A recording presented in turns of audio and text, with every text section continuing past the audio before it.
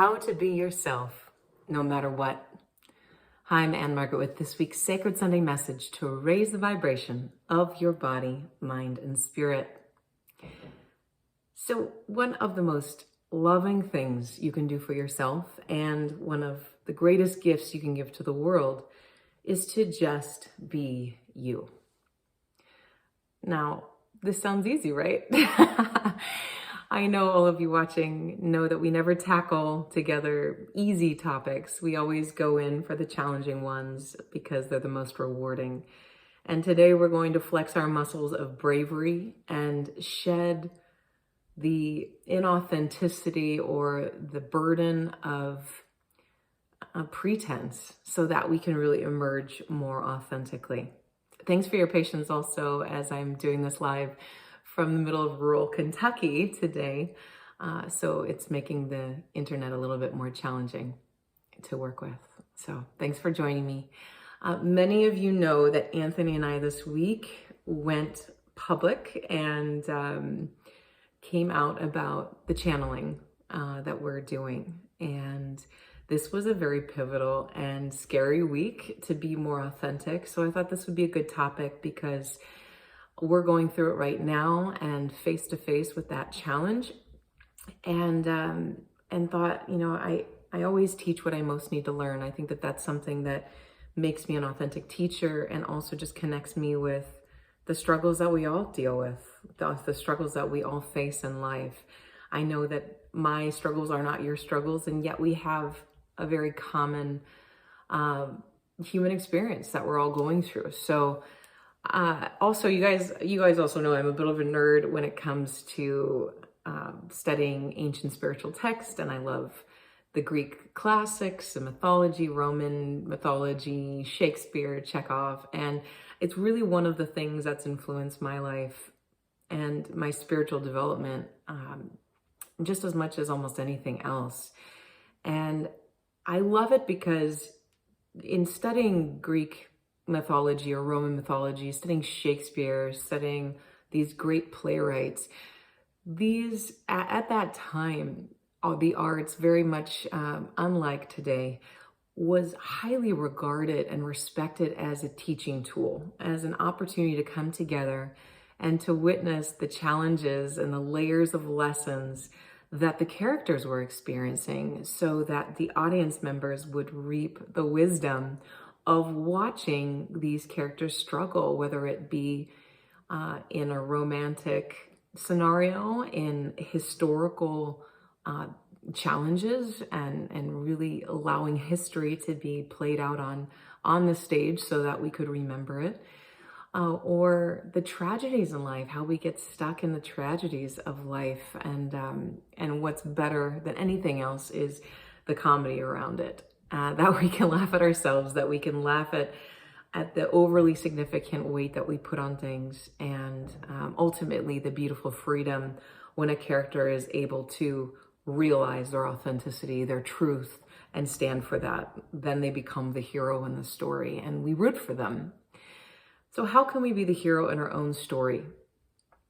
When I started thinking about giving this talk this week, and it's not even been a week yet since we came out about the channeling, I started thinking about how I had been so drawn to, especially the Greek tragedies, and understanding how the oracles, especially like the temple of Apollo that housed Pythia, who was an oracle. An oracle in that word, how it's used in Greek tradition and Greek mythology, is somebody who speaks to God. And I'm under the belief, as is Anthony, that we can all do that. We all have that capability of connecting directly to spirit, to God, whatever name you give that energy.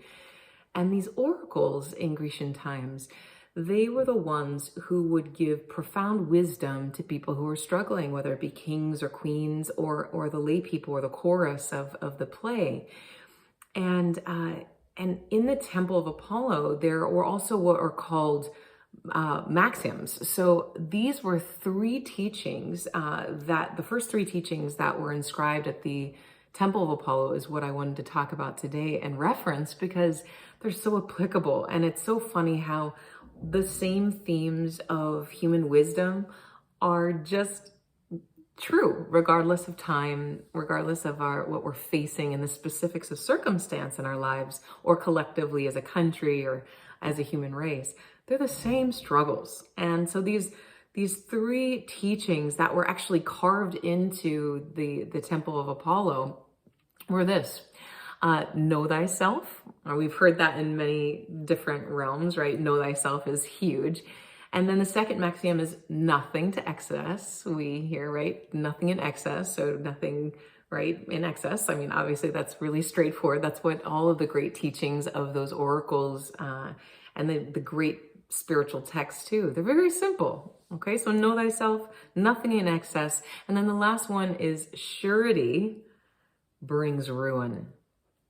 And these three very simple teachings are enough to chew on for many books, many talks, but today, let's look at them kind of in reverse order, because I think that that'll be helpful. So when we look at the first one, surety brings ruin, what does this have to do with being yourself? The moment you are sure that you have it all figured out, you know, that you have the right religion, that you have the right perspective, that you have the right point of view, that you're right and someone else is wrong or crazy, that will surely bring ruin. It's not what we want, is to just be right. It's the ego's desire, but it's not our soul's desire. So surety brings ruin. So there are beautiful quotes and teachings all over the place throughout the religions that teach about how to stay open, how to stay in the inquiry, to not claim anything with absolute attachment, to stay in that questioning place, because it's so valuable to stay in that space of the unknown, because that's where we learn, right? And getting outside our comfort zone, that we have everything all figured out. So that's a fascinating teaching, that surety brings ruin. And then we go to something like nothing to excess. When we first hear that, I know we immediately think of food and drink. I know I do, like with the holidays and Thanksgiving and Christmas. And, you know, if you drink to excess, you eat to excess, you are pretty miserable, right? But what about some other things? Like, this points to the balance in life, this teaching, this maxim. So this teaching of nothing to excess also points to the balance of being confident versus being in that questionable state, being confident about what you know, but then also saying, well, yeah, I know what I know. And at the same time, what if what I know is not entirely accurate? Being in that space of what if, or how about this, or what if this person has a piece of the truth that I haven't seen yet? That's that namaste teaching of honoring the teaching, honor that wisdom in each person, loving your neighbor as yourself, recognizing that wisdom. Such an incredible teaching. And then let's go a little bit deeper with that nothing to excess. So you got the balance of having confidence and yet being in the inquiry. You also have being in the balance of practicing your spiritual practices. And then also, how do you practically apply it to life? We can get very caught up with the overly practical application to our human existence, or we can also get very caught up in the overly spiritualizing the practices that we forget just how to relate to our very physical existence, this very practical existence.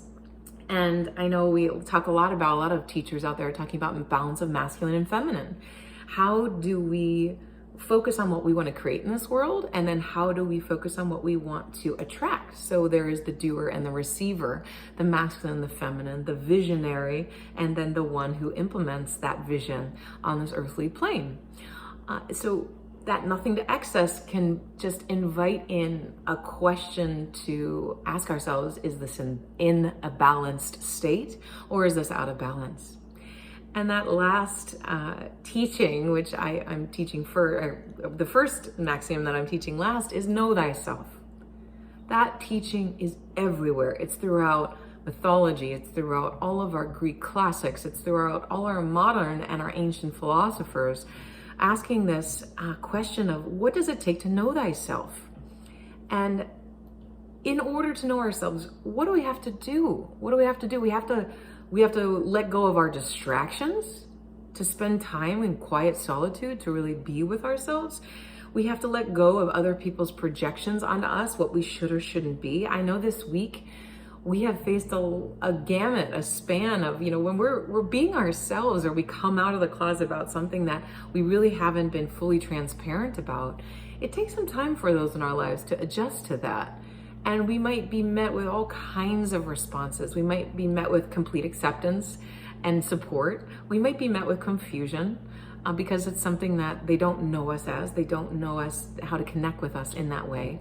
And then we also may be met with just downright cruelty, downright rejection or apathy. I've seen this in my own family, my extended family. It's been fascinating to look at how gossip plays out. Because when somebody comes out about something, the first thing that people can do, rather than kind of let it in their hearts and stir with it themselves, is gossip about it, right? And so I think that's one of the main fears, and we're going to get into that in a second, of how do we have the courage to be ourselves and what fears get in the way. But before we do that, we have to say, okay, to know ourselves and to know how to be authentically us, we have to let go of the fears. We got to let go of the other projections that people are making on us. We got to let go of the fear of what people are going to say, and that's one of the most liberating things when we are our most authentic self. That is so liberating because we're no longer needing to hide something about who we are.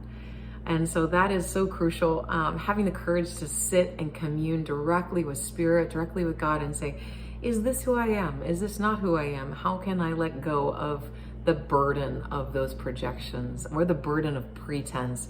Ask the big questions in life and really listen to what your heart has to say about them. Not anybody else, but what does your heart say?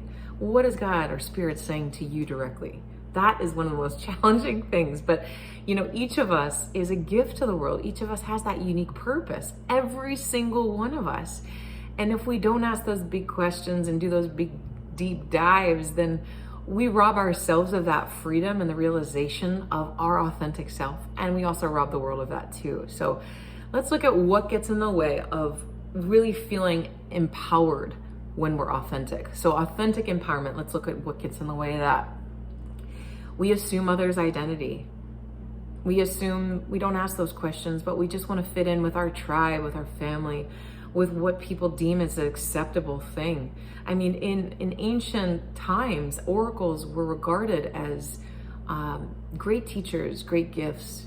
And those who could more directly connect, like the teachers and the prophets and the philosophers that we all have within us, that was really highly regarded.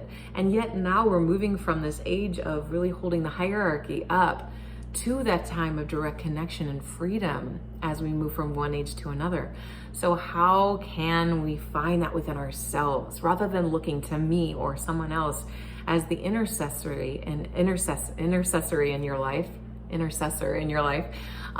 but how do you more directly connect with your truth?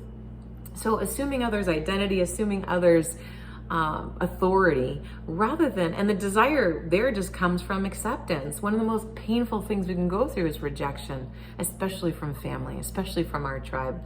And but what we're really avoiding is that rejection. So assuming others' identity is one thing. The other thing is lack of inquiry. We're not asking those big questions, and I think we do it because we have a desire for comfort. We have a desire for distraction, to not have to deal with those very intense things. And then what we're avoiding are those big questions. And then lastly, we have that fear. What are other people going to think of us if we are authentically us? The desire here is the same. It's acceptance. We want to be loved. We want to be accepted for who we are. We are afraid of that rejection. But if we are going to be our unique gift to the world, and after the week we've been through, we've been so blown away by all the love and support. And we also know that the other stuff is going on too, but the freedom that you can find when you're authentically you is the greatest gift you can give to yourself and to the world. So have courage, everybody. I know this is a topic that's age old. Just have the courage to be you. And if you need support, I do one-on-one counseling, obviously the channeling as well. And I put in the notes some links to essential oils that help with that authentic connection to yourself. So keep being brave, and until next time, keep raising the vibration. Thanks so much, everybody. Be well.